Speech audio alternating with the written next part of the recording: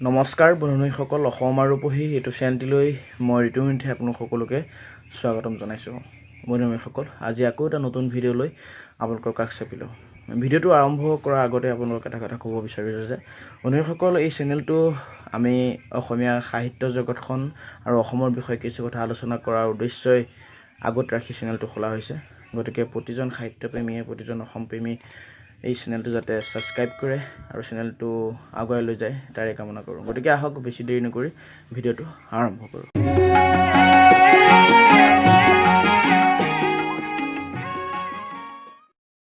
আজিৰ ভিডিঅ'টোৰ বিষয়বস্তু হৈছে কাক কি বুলি কোৱা হয়। বন্ধুসকল, অসমীয়া সাহিত্য জগত হওক নাইবা অসমৰ এনে কিছুমান স্বনামধন্য ব্যক্তি আছে যিবোৰক একো উপাধিৰে বিভূষিত কৰা হৈছে, আৰু সেই উপাধিসমূহৰ আঁৰত থকা ব্যক্তিজননো কোন তাকেই পৰিচয় কৰাই দিবৰ কাৰণে ভিডিঅ'টো প্ৰস্তুত কৰা হ'ল। আশা কৰোঁ আপোনালোক যথেষ্ট উপকৃত হ'ব। গতিকে ব'লক আৰম্ভ কৰোঁ।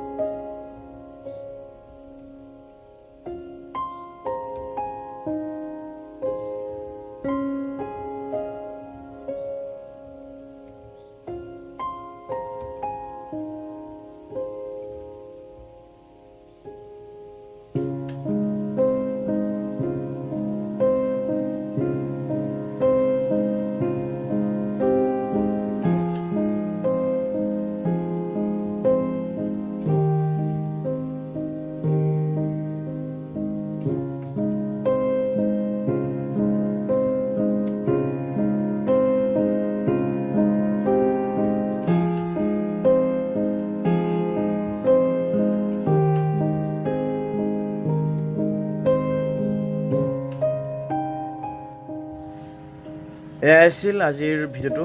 আশা কৰোঁ আপোনালোক যথেষ্ট উপকৃত হ'ল আৰু অলপ ৰৈ গৈছে, সেইখিনি আমি পৰৱৰ্তী ভিডিঅ'ৰ জৰিয়তে আপোনালোকক দেখাম।